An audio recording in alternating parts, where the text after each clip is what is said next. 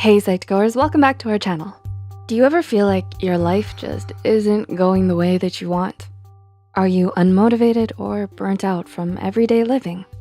Nowadays, it can be so hard to set healthy habits and goals for yourself when things seem to be going a million miles an hour. Between school activities, work, and hobbies, it can be difficult to figure out what to prioritize.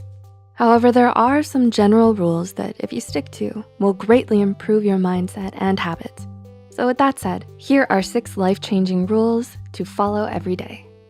Number 1, if possible, sleep early. Have you stayed up late to cram for a test the next day?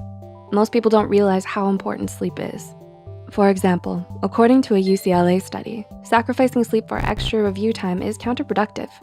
Students from several Los Angeles high schools reported in diaries how long they studied, how long they slept, and whether or not they experienced academic problems. They found that diminishing sleep in order to study was actually associated with doing more poorly on a test, quiz, or homework, which was the opposite of the student's intent.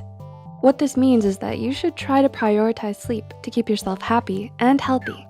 Number 2, avoid social media in the mornings. Do you use social media first thing in the morning when you get up? While social media is a fun way to stay connected, using it too often can end up doing more harm than good. For example, you may start to compare yourself with various influencers and celebrities. You could also start fixating on the number of likes you get, and if it doesn't seem like a lot, you might get caught up in a negative thought spiral. These harmful mindsets are especially damaging in the morning because that's what sets the tone of your day. Are you going to wake up feeling refreshed and ready to seize the moment, or let social media bring you down? Number 3, believe in yourself while being aware of your limitations. You've likely heard the phrase, anything is possible, but sometimes it can be better to accept your losses than force something that's not meant to be. For example, if a relationship gets to the point where it causes you constant stress, fear, and exhaustion, consider whether it's still worth pursuing. Similarly, if chasing a dream job makes you feel drained and anxious all the time, ask yourself whether it's really worth sacrificing your emotional well-being for. The bottom line is that while having faith in yourself is important, it shouldn't be blind. Instead, it should be balanced with your limitations. Number 4, make time for learning. Do you have any hobbies? If so, what are they? Hobbies are a great way to stay mentally stimulated. As you grow up, it's important to find things outside of work or school that you're passionate about. That way you can lead a more balanced, engaging life. It could be anything from playing an instrument to cooking, as long as you enjoy it. Number 5, treat others how they want to be treated.